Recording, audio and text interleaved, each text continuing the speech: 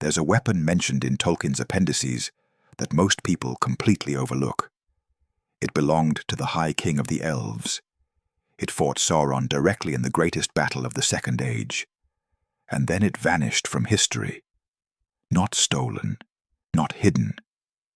It perished, Tolkien's exact word. And the mystery of what that actually means has puzzled scholars for decades. I'm talking about Aeglos, the spear of Gil-galad, and the truth about what happened to it is both tragic and fascinating. Let me start with what we know for certain. At the end of the Second Age, the last alliance marched on Mordor to confront Sauron. Leading the elves was Gil-galad, the High King, wielding his legendary spear, Aeglos. Tolkien tells us in the appendices that Gil-galad and Elendil confronted Sauron directly. But at the last, the siege was so strait that Sauron himself came forth, and he wrestled with Gil-galad and Elendil, and they both were slain, and the sword of Elendil broke under him as he fell. Most people focus on Narsil, Elendil's sword, because it gets reforged later. But there's a second weapon in that battle, with a far more mysterious fate. In the appendices, Tolkien adds this detail. It is said that the spear of Gil-galad and the sword Narsil broke in their last and desperate stroke. So both weapons broke in the confrontation with Sauron. But then, Tolkien makes a crucial distinction. While Narsil's shards were preserved and eventually reforged into Andúril, the spear is never mentioned again.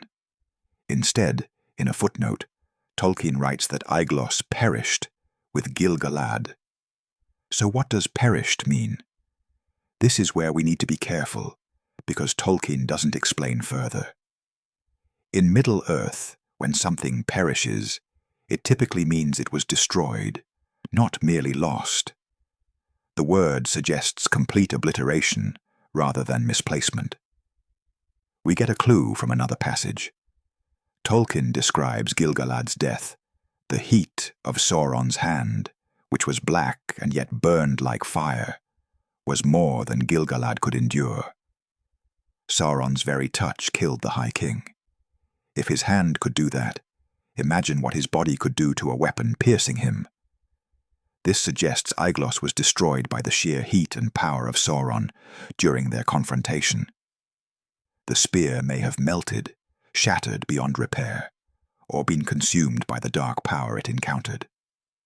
Unlike Narsil, which broke but remained recoverable, Aeglos encountered something that annihilated it. There's another possibility worth considering. In Tolkien's world, great artifacts can be unmade by the evil they encounter. The One Ring could only be destroyed in the fires where it was made.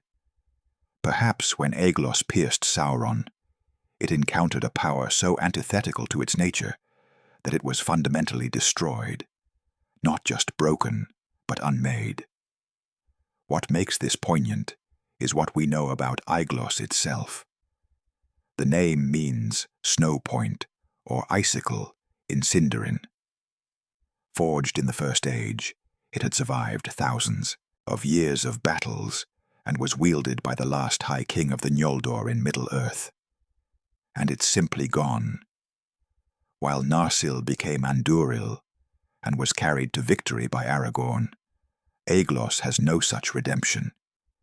It died with its master on the slopes of Mount Doom. This fits a larger theme in Tolkien's work.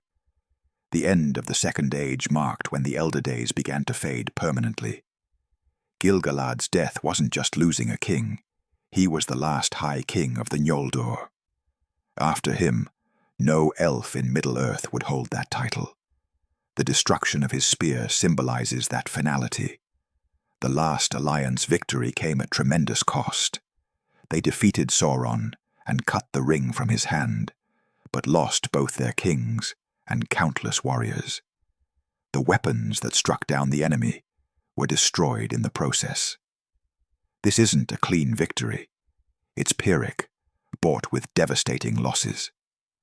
Some readers have wondered why the elves didn't search for the spear or reforge it like Narsil.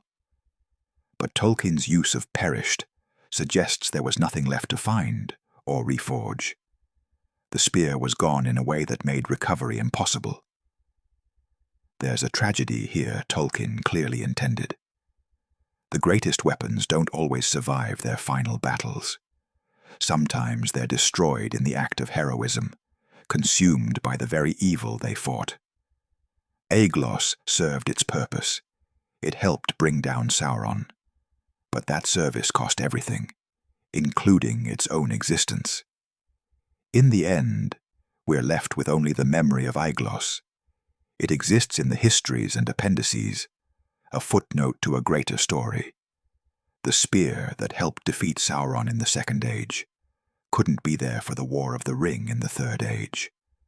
Not because anyone forgot it or lost it, but because it gave everything, including its own existence, in that first great victory. That's the real story of the weapon that perished with Gil-galad. Not a mystery of a forgotten sword lying in Mordor, but the documented fate of a legendary weapon that was destroyed in the act of fighting ultimate evil. Sometimes, in Tolkien's world, the price of victory is absolute. If you enjoyed this exploration of Middle-earth's lesser-known lore, subscribe for more Tolkien deep dives. Leave a like if you learned something new about the Last Alliance. And tell me, what other overlooked details from Tolkien's appendices would you like to hear about? Take care, and see you in the next one.